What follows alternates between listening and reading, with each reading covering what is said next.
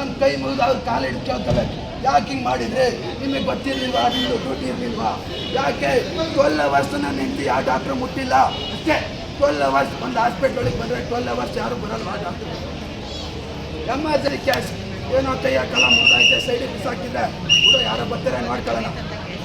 Delivery ಪೇಷೆಂಟ್ನ ಯಾಕೆ ಕಾಲ್ ಮಾಡಿದ್ರು ಅಂಥದ್ದೇನೈತೆ?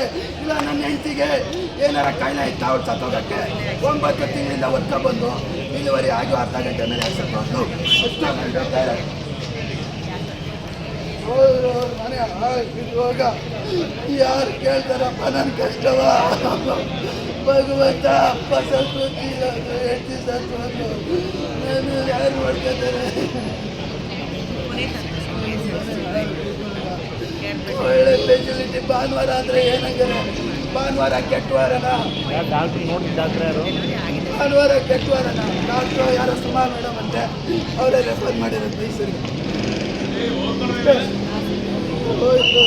ಮೈಸೂರಿಗೆ ಕರ್ಕೊಂಡು ಹೋಗಿದ್ರ? ಮೈಸೂರಿಗೆ ಇಲ್ಲ ಸರ್, ಇಲ್ಲಿ ಸತ್ತೋಗಿರೋ ಪೇಷಂಟ್ನ ಮೈಸೂರಿಗೆ ಕಳ್ಸೋದು, ಅವರು ತಗೊಳ್ತಾರೆ.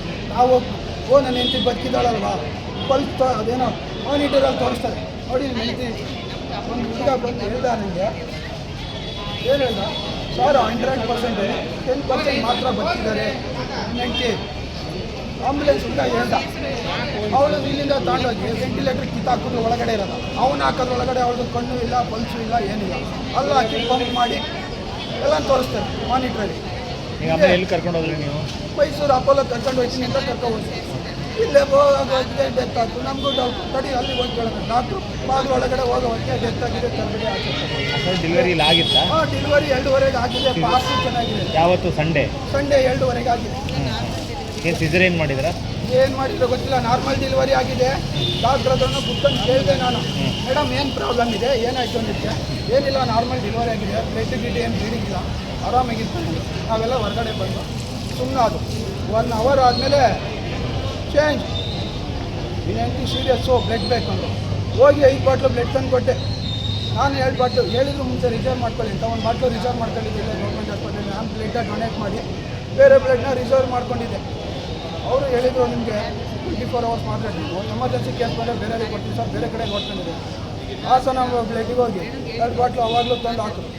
ಆ ಬ್ಲಡ್ ಯಾವಾಗ ಹಾಕಬೇಕು ಏನು ಅನ್ನೋದೇ ಗೊತ್ತಿಲ್ಲ. ಹಾಕ್ತಿದ್ದಂಗೆ ಬಾಯಲ್ಲಿ ನೀರು ಅವಳಿಗೆ ಕೊಂಡೋಗ್ಬಿಡೋಕ್ಕೆ, ನೀರು ಕುಡ್ಕೊಳ್ಳೋಕ್ಕೆ ಬ್ಲಡ್ಡು ಮಿನಿಮಮ್ 3 ಅವರ್ಸ್ ಬೇಕು. ಒಂದು ಬಾಡಿ ಒಳಗೆ ಬ್ಲಡ್ ಹೋಗಿ ಅದು ಒಂದು ಹಂತಕ್ಕೆ ಬರಬೇಕು, ಒಂದು ಸ್ಟೇಜಿಗೆ ಬರಬೇಕು ಅಂದರೆ ನಾನು 2.5 ವರ್ಷ 2 ರಿಂದ 3 ವರ್ಷ 108 ಆಂಬುಲೆನ್ಸ್ ಡ್ರೈವರ್ ಆಗಿ GVKMR ಕಂಪ್ನಿನಲ್ಲಿ ವರ್ಕ್ ಮಾಡಿದ್ದೀನಿ.